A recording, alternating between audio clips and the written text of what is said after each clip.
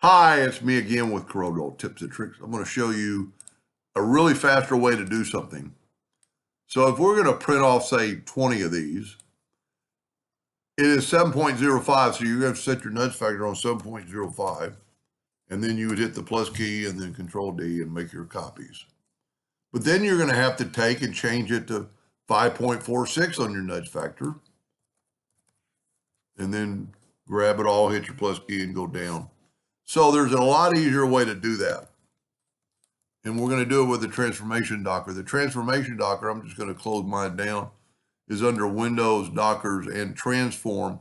Yours might say transformation. Transform is a later version of Corel. And then go right here to positioning. You've got to select your item. And we're going to go to the right first. It's showing me the size of the object. And I want 4 copies because we actually want 5 across. It did it that fast.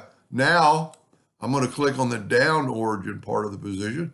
It's already got the 5.46, and I'm going to go down. I just made 20 copies that fast.